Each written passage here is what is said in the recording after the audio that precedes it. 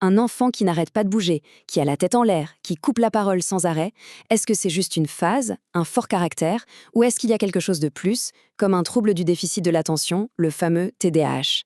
C'est vraiment le dilemme qui épuise et qui inquiète énormément de parents. Aujourd'hui, on va essayer d'y voir plus clair. Voilà la grande question.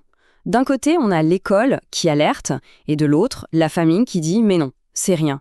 On se retrouve bombardé d'avis qui se contredisent, et ça ne fait qu'ajouter à la confusion, à l'inquiétude, et souvent à la culpabilité.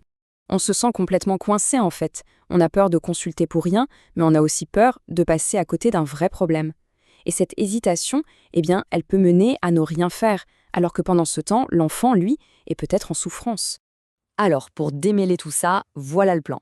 On va d'abord voir le dilemme des parents, puis on analysera les comportements, leur impact, on parlera du paradoxe de l'attention et on finira par des pistes concrètes. On y va?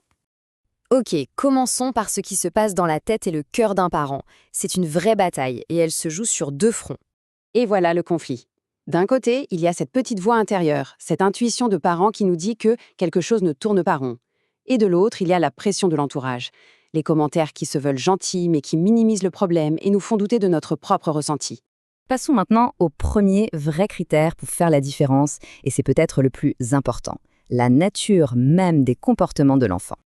Là, la différence est énorme. Pour un enfant qu'on qualifierait de turbulent, les moments difficiles sont souvent liés à un contexte. Il est fatigué, il a faim, il y a eu un gros changement.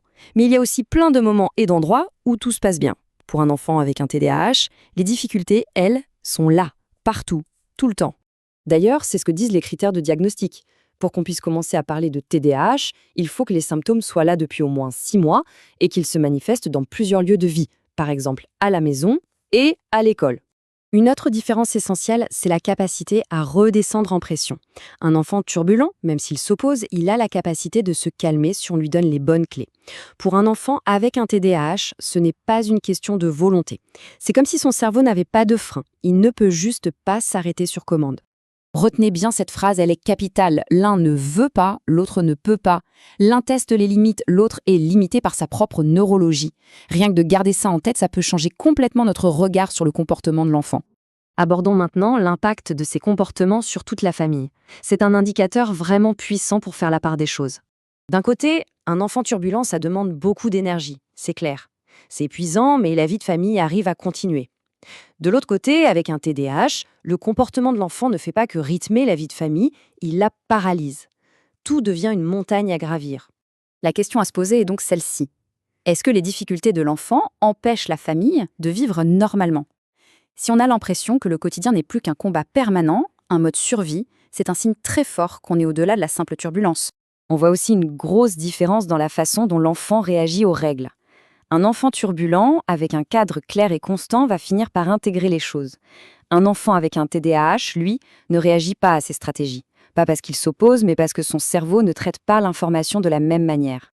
Ah, cette phrase, j'ai tout essayé, rien ne marche. Elle résonne chez tellement de parents. C'est ce sentiment d'avoir vidé complètement sa boîte à outils sans aucun résultat qui dure. Quand on en est là, ce n'est plus un problème de discipline. Allez, on aborde maintenant la partie la plus étrange et la plus mal comprise du TDAH, la question de l'attention. C'est le grand paradoxe. Comment un enfant qui ne tient pas 5 minutes sur ses devoirs peut-il rester 3 heures scotché à un jeu vidéo? Beaucoup pensent que c'est de la mauvaise volonté, mais en fait, c'est tout l'inverse. C'est le point crucial à comprendre. Le cerveau TDAH, il ne sait pas réguler son attention. C'est tout ou rien. Zéro attention pour ce qui ne l'intéresse pas et une concentration extrême qu'on appelle l'hyperfocalisation pour ce qui le passionne.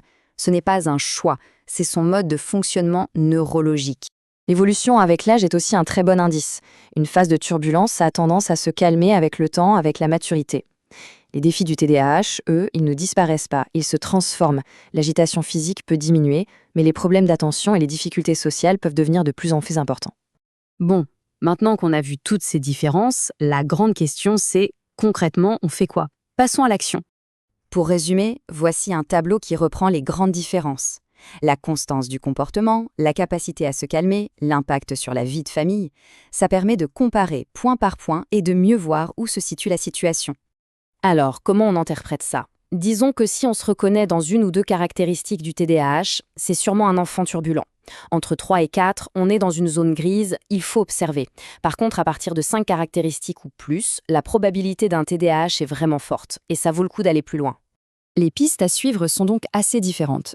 Pour un enfant turbulent, on continue avec un cadre patient et bienveillant. Si on suspecte un TDAH, la première chose à faire, c'est de prendre rendez-vous avec un professionnel de santé en préparant des exemples concrets pour l'aider à y voir clair. Et on va finir sur cette idée qui est essentielle. Avoir un diagnostic, ce n'est pas coller une étiquette sur un enfant et l'enfermer dans une case. C'est tout le contraire. C'est enfin avoir le mode d'emploi de son cerveau pour lui donner les bons outils, un peu comme on donnerait des lunettes à un enfant qui ne voit pas bien. C'est la première étape pour l'aider à révéler tout son potentiel.